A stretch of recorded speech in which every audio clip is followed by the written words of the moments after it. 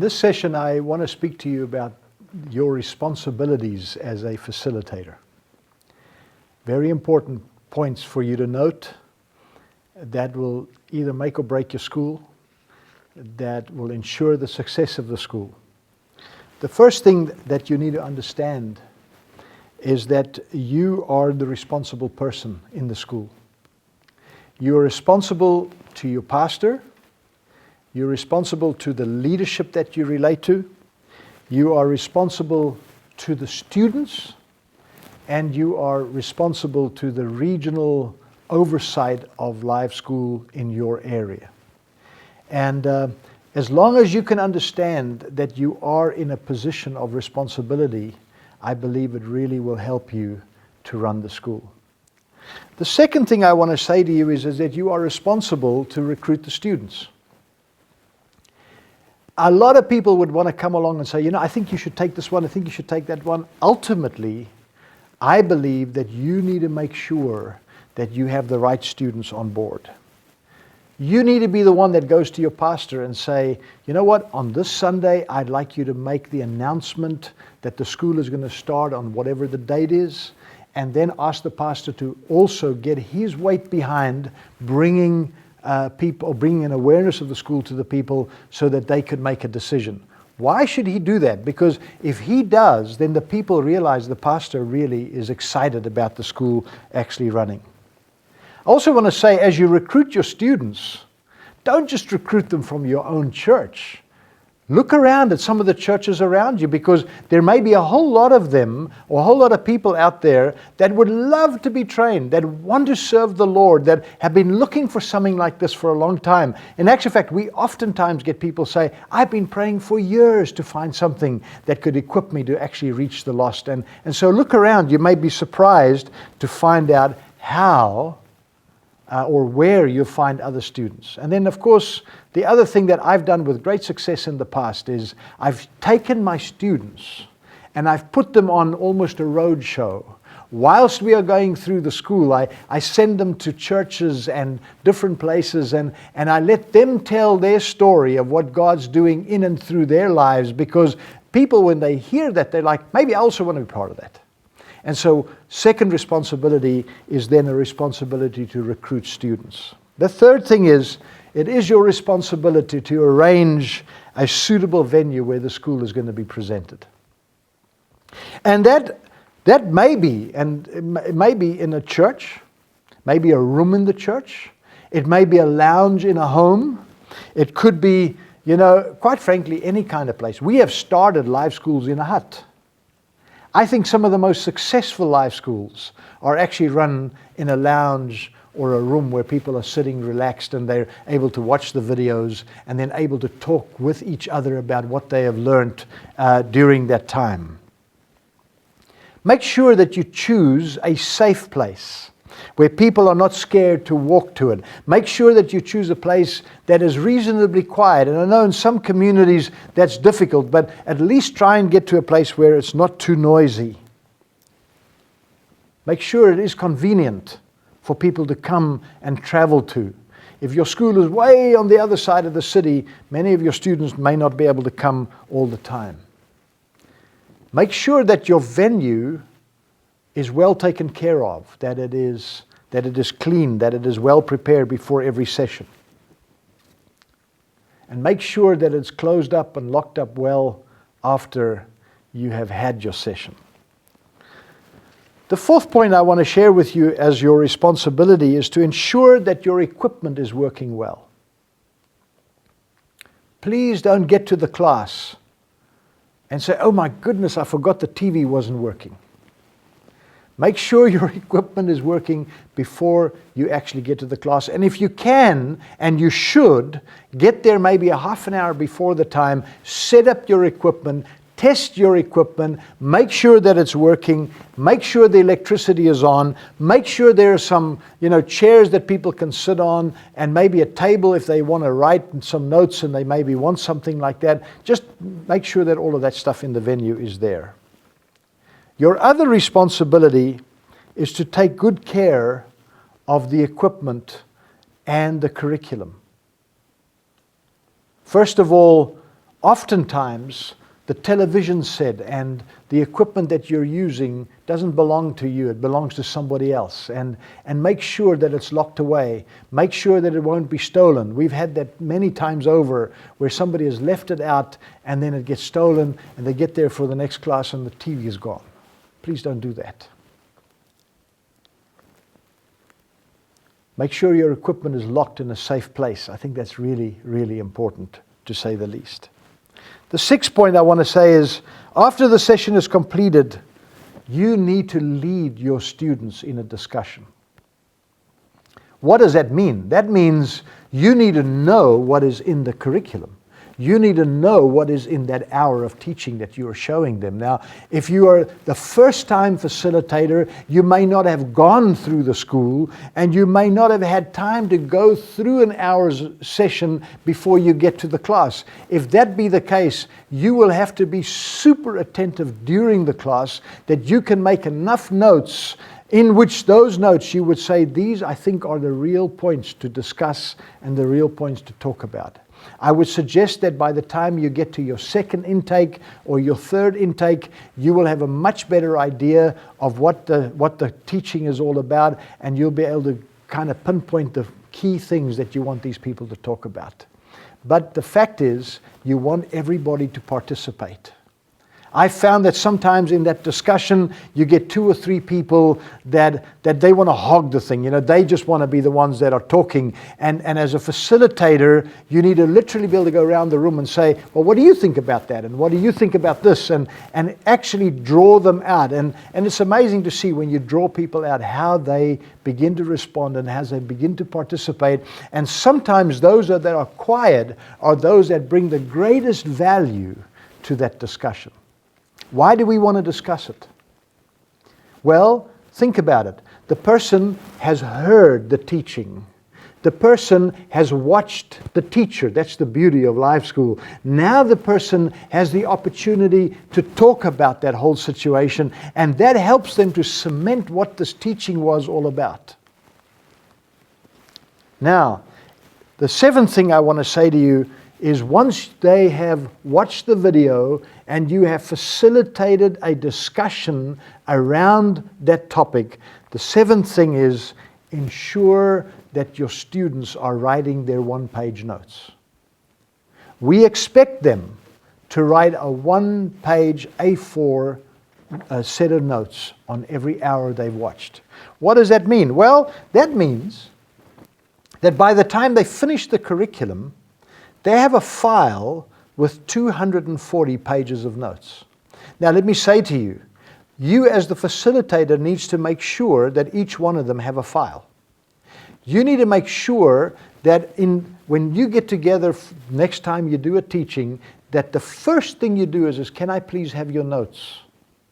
Then you take those notes, you go home with them, you read through them. That's part of your responsibility. You read through them, you make sure that the student at least has a good understanding of what was said there. Make some comments if you have to. This is not like a school teacher trying to tell them where their grammar is wrong and all that stuff. It's really you want to know, do they understand what was said in that session?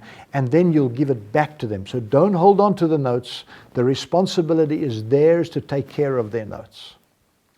But at the end of the school, they'll have these 240 hours or 240 pages of notes. Well, guess what? If they took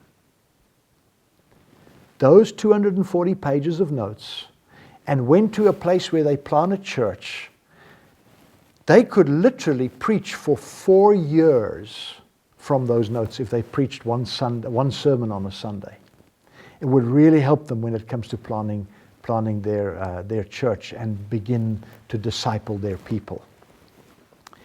Ensure that the students, that you press on the students that they keep their notes in a safe place. The worst thing that can happen to them is that they lose their notes, because the 240 pages of notes is the way that they graduate from the school. And unless they have those, they can't graduate. So it's really important that they do that. I also want to say, when they write their notes, encourage them to write them in the form of a sermon almost, so that they have introduction, some of the main points in there and a conclusion at the end. So when they do go and stand in front of a group of people, or they want to share with their friends what they had learned, they kind of in their minds have a very systematic way in which they can share it, or a very systematic way in which they can teach it. The 8th point that I want you to take note of as your responsibility is to be open to minister to the needs of your students. And make no mistake about it. As you go through the live school, there are parts of it that's informative, but there are parts of it that has to do with character development.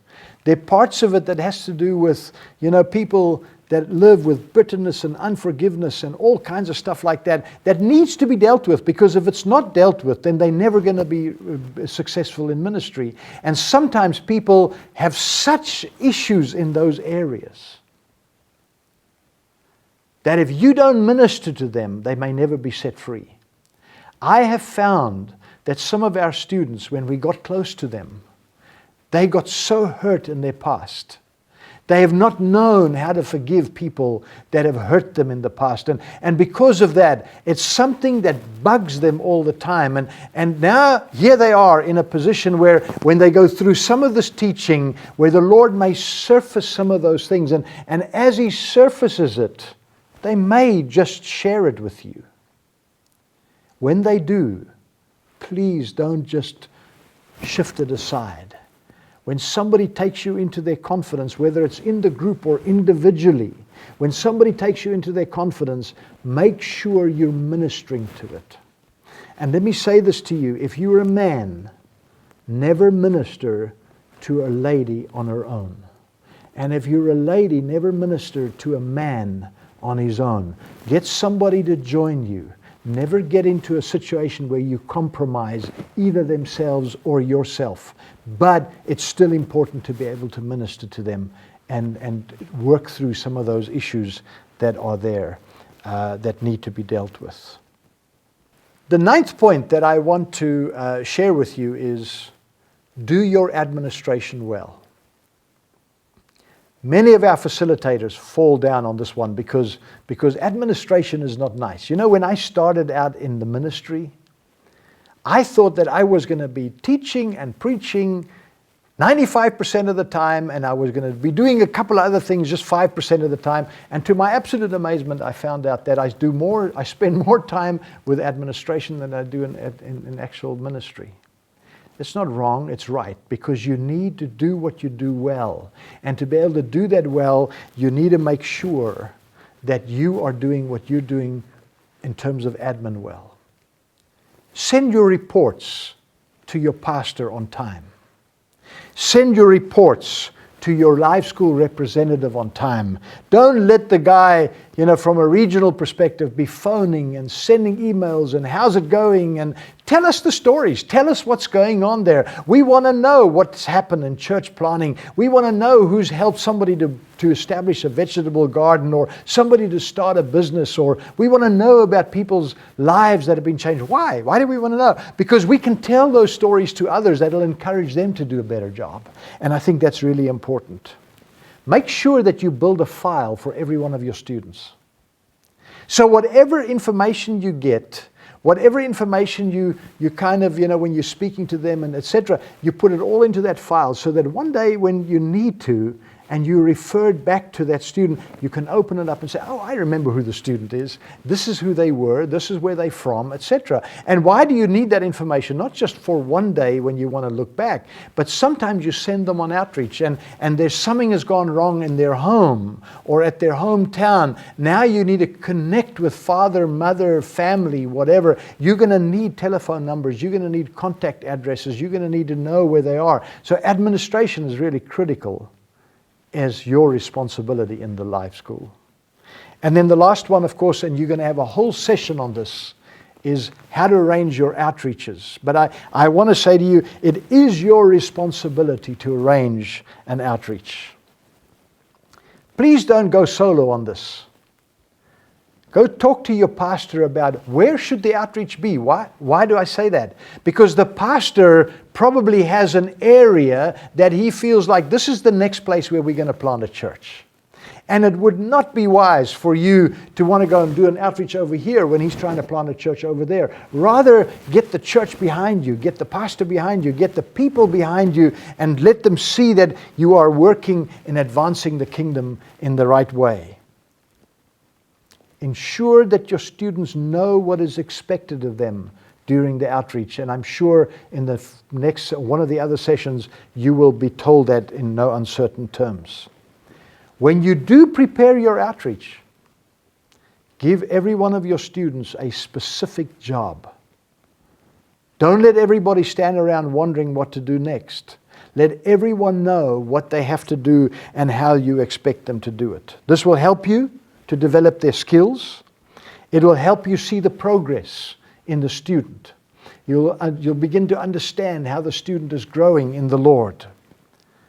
And at the end, make sure you spend time to debrief. At the end of every outreach, spend time to debrief them. What was the outcome? What did we learn? What is the follow-up strategy? And then make sure that you give your students the opportunity to give feedback to the church, to give feedback to their families, to give feedback to their friends. Why? Because the church would be excited about these people that are being trained. The family will be excited about their family members. They're doing something in the kingdom. And their friends, when they hear it, may just say, I want to join as well. And I think these are probably some of the most important responsibilities for you as a facilitator. My prayer is, you'll be a great facilitator, and there's no reason why you cannot be. May the Lord bless you as you take people into your school, and as you develop them, and as you release them to go and do what God's called them to, and recruit the next group, and release them to go and do what God's called them to. And who knows who you're actually training, and who you're actually raising up to become great men and great women of God in the kingdom. The Lord bless you.